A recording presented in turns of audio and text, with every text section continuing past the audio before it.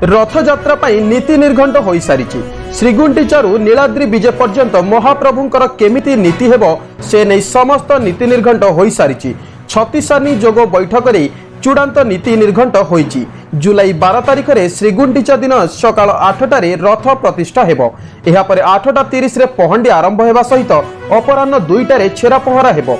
3टारे रथ टणा पाई नीति निर्घंट होईची। सेहीपरि बाहुडारे 12टारू 2:30 मध्यरे पहंडी और 4टारे रथ टणा हबो। एथि सहित स्नान यात्रा पाई मध्य नीति निर्घंट होई सारिची। जून 23 तारिख राति 1टारू श्रीजीउंक पहड़ी आरंभ हेबो। सकाळ 9टारे जल लागि हेबो। दिन 11टारे गजानन बेश और संध्या 5टारे बाहुडा पहंडी हेबो बोली स्थिर करा जायछि।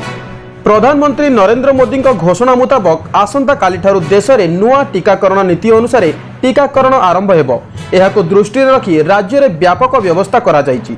दैनिक 3 लाख टीकाकरण पाई राज्य सरकार लक्ष्य रखिछंती। एहा सहित जो माने गोटिए टीका नैछंती सेमानकु ठीक समय रे द्वितीय डोज दिया जिबा उपरे गुरुत्व दिया जाउछि। आसंता काली आरंभ हेबाकु थिबा टीकाकरण पाई उभय केंद्र सरकार पठाइथिबा टीका और राज्य सरकार किनिथिबा टीका व्यवहार करा जिवो। टीकाकरण पाई उभय ऑनलाइन और ऑफलाइन रे पंजीकरण पाई टीकाकरण पाई पौर परिषद रे 10टी और महानगर निगम रे 20टी लेखाए सेशन करा जिवो। दीर्घ 29 दिन धरी संग्राम करिबा परे हॉलीवुड रो विशिष्ट कंठशिल्पी तपु मिश्र शेष रे जीवन युद्ध रे हारि जाइछंती। भुवनेश्वर रो एक घरोई हॉस्पिटल रे चिकित्साधीन थिबा बेले शनिवार राति रे तांकर परलोक होई जाइछि। तांकु मात्र 36 वर्ष बयस होइथिला।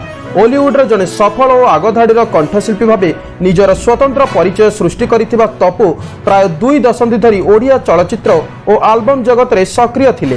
तेणु तांको मृत्यु रे ओडिशार कला संस्कृति संगीत और चलचित्र जगत रे शोकर छाया खेली जाइछि। रविवार दिन देश में पुणी तेल दर वृद्धि पाइछि। पेट्रोल लिटर पिछा 29 पैसा और डीजेल लिटर पिछा 30 पैसा वृद्धि पाइछि। ओडिशार मालकानगिरी रायगड़ा कोरापुट गजपति और कलाहांडी रे पेट्रोल 100 टंका टपी जाइछि। एही वृद्धि पर दिल्ली रे पेट्रोल लिटर पिछा 97 टंका 22 पैसा और डीजेल लिटर पिछा 87 टंका 97 पैसा रे बिक्री हेउछि। सेहीपरि मुंबई रे पेट्रोल लिटर पिछा 103 टंका 36 पैसा और डीजेल लिटर पिछा 95 टंका 44 पैसा रे बिक्री होउछि। अन्य पक्षरे भुवनेश्वर रे पेट्रोल लिटर पिछा 97 टंका 98 पैसा रे पहुंची सारिछि। दिल्ली अनलक प्रक्रिया रे रविवार दिन दिल्ली विपर्यय परिचालना कर्तृपक्ष डीडीएमए जातीय राजधानी निमंते आहुरी किछि कोविड-19 कटकणा कोहल करिसंती। सोमवार ठारू पुणी थरे जातीय राजधानी अंचल रे आसन सामर्थ्य 50% पूरण करी बार सर्वसाधारण प्रमोद उद्यान बगीचा गोल्फ क्लब एवं मुक्ताकाश जोग कार्यकलाप आरंभ करा जाई परिबो बोली डीडीएमए एक आदेशनामा रे कहिसंती। अधिक संक्रमणशील कोविड-19 महामारी द्वितीय प्रवाह जोगु दिल्ली रे कटकणा जारी होइतिला। से सबु पर्यायक्रमे लाघव करा जिवो बोली पूर्वरु मुख्यमंत्री अरविंद केजरीवाल घोषणा करथिले। गत 24 घंटा मध्य राज्य में 3577 जन कोरोना पॉजिटिव चिन्हट होइछंती।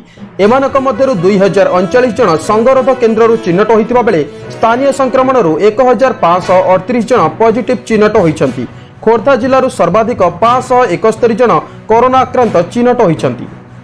राजधानी रे आर्थिक दुर्बल वर्ग और बस्ती बासिंदा को सुलभ मूल्य रे घर जोगाइबाकू राज्य सरकार निष्पत्ति नैछंती। वर्तमान सुधा प्राय 3000 बस्ती बासिंदा को सुलभ गृह योजना रे घर जोगा जाइतबा बेले खूब शीघ्र आउ 8162 लोक को घर मिलिबो। एही घर निर्माण हेउतिबा 7टी प्रकल्प को आज बीडीए उपाध्यक्ष संजय सिंह समीक्षा करिसंती। बीडीए उपाध्यक्ष कहिसंती जे 2024 सुधा 50,000 लोक को घर जोगाइबाकू राज्य सरकार घोषणा करिथिबारु आमे एबे सुलभ गृह योजना और ईडब्ल्यूएस गृह प्रकल्प को गुरुत्व देउचु। पूर्वरु एही योजना रे थिबा समस्या गुडी को समाधान करा जाइछि। एबे आउ 8टी प्रकल्प रे 14,000 फ्लैट निर्माण करिबाकू अनुमति मिलिछि। एहाको आमे यथासंभव शीघ्र शेष करिबु। सालिया साहिर कुख्यात डकायत गंगा रेड्डी मोबाइल चोरी करने अभियोग रे भरतपुर पुलिस ताको गिरफ्त करिछि। ता ना नुआपल्ली थाना रे डकायती लुट छिनताई भली 1/2 डजन रु अधिक मामला रही। गंगा व्यतीत तार 3 जन सहयोगी को मध्य भरतपुर पुलिस गिरफ्त करिछि। गिरफ अन्य अभियुक्त हेउछन्ति चंदका गोठपाटणार सोमन मल्लिक, सालिया साही संतोष नगर रो गणेश साहू और निरंजन खटेई। ए समस्त अभियुक्तଙ୍କ नारे मध्य विभिन्न थाना रे एकाधिक अभियोग रही। कोरोना जनित लॉकडाउन जोगु व्यवसाय हराइथिबा हजार हजार उठा दोकानी को बीएमसी पक्षरु सोमवार ठारू आर्थिक सहायता प्रदान कराजिबो। मुख्यमंत्री घोषणा अनुसार योग्य उठा दोकानी को 3000 टंका लेखाए दियाजिबो। एथिपाई बीएमसी पक्षरु प्रथम पर्यायर 11,922 जन हिताधिकारी बैंक अकाउंट रे 3000 टंका लेखाए जमा कराजिबो बोली बीएमसी पक्षरु कहा जायछि।